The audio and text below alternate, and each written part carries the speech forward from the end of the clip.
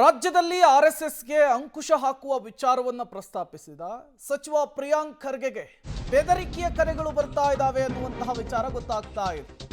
ಪ್ರಿಯಾಂಕ್ ಖರ್ಗೆ ಅವರು ಸಿಎಂಗೆ ಇದೇ ವಿಚಾರಕ್ಕೆ ಪತ್ರ ಬರೆದಿದ್ರು.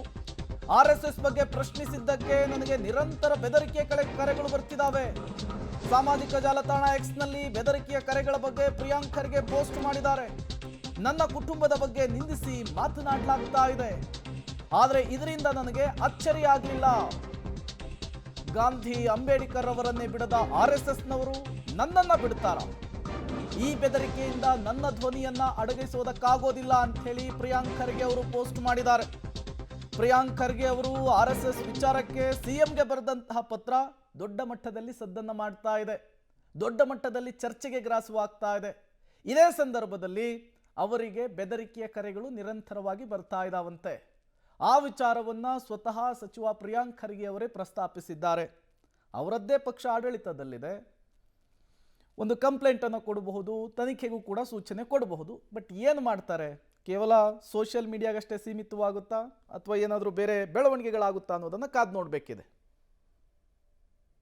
ಮತ್ತಷ್ಟು ಡೀಟೇಲ್ಸನ್ನು ಕೊಡ್ತಾರೆ ಸುಖೇಶ್ ನೇರ ಸಂಪರ್ಕದಲ್ಲಿ ಜಾಯಿನ್ ಆಗಿದ್ದಾರೆ. ಸುಖೇಶ್, ಪ್ರಿಯಾಂಕ್ ಖರ್ಗೆ ಅವರು ಆರ್ಎಸ್ಎಸ್ ಬಗ್ಗೆ ಮಾತನಾಡ್ತಾ ಇರುವಂತಹದ್ದು ಇದೇ ಮೊದಲಲ್ಲ.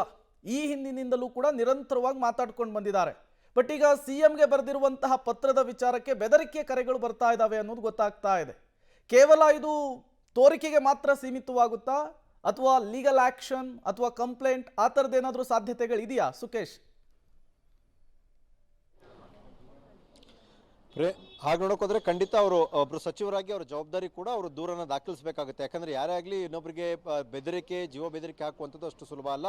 ಆ ಒಂದು ಅಫೆನ್ಸ್ ಕೂಡ ಅದರಲ್ಲೂ ಒಬ್ಬ ಸಚಿವರಿಗೆ ಬೆದರಿಕೆ ಹಾಕ್ತಾರೆ ಅಥವಾ ಜೀವ ಬೆದರಿಕೆ ಹಾಕ್ತಾರೆ ಅನ್ನುವಂಥದ್ದಿದ್ರೆ ಅದು ನಿಜವಾಗ್ಲೂ ಅತಿ ದೊಡ್ಡ ಅಪರಾಧವೇ ಹೌದು. ಅದನ್ನ ಅವರು ದೂರು ಕೂಡ ದಾಖಲಿಸಲೇಬೇಕು. ಯಾಕಂದ್ರೆ ಆರ್ಎಸ್ಎಸ್ನ ಚಟುವಟಿಕೆಗಳನ್ನು ಸಾರ್ವಜನಿಕ ಸ್ಥಳಗಳಲ್ಲಿ ಸರ್ಕಾರಿ ವ್ಯಾಪ್ತಿಯಲ್ಲಿ ಅದನ್ನ ನಿಷೇಧಿಸಬೇಕು ಅನ್ನುವಂಥ ಪತ್ರವನ್ನು ಮುಖ್ಯಮಂತ್ರಿಗಳಿಗೆ ಬರೆದಿದ್ರು. ಆನಂತರದಲ್ಲಿ ಪರವಿರುದ್ಧವಾದ ಸಾಕಷ್ಟು ಆರೋಪ ಪ್ರತ್ಯಾರೋಪಗಳು ರಾಜಕೀಯವಾಗಿ ಕೇಳಿಬಂದಿತ್ತು.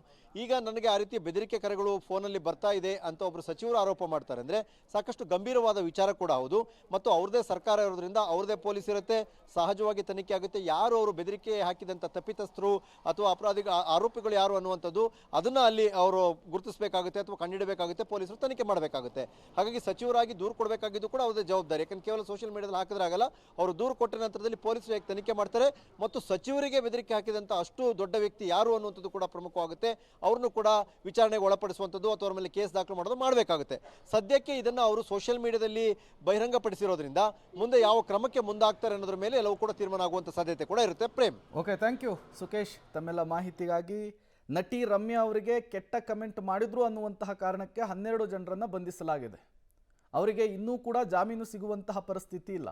ಅಂಥದ್ರಲ್ಲಿ ಸಚಿವರೊಬ್ಬರಿಗೆ ಜೀವ ಬೆದರಿಕೆಯ ಕರೆ ಬರುತ್ತೆ ಅಂದರೆ ಈಗ ಕಂಪ್ಲೇಂಟನ್ನು ಕೊಡೋದಕ್ಕೆ ಮುಂದಾಗ್ತಾರಾ? ಏನಾಗುತ್ತೆ ಅನ್ನೋದನ್ನು ಕಾದು ನೋಡಬೇಕಿದೆ.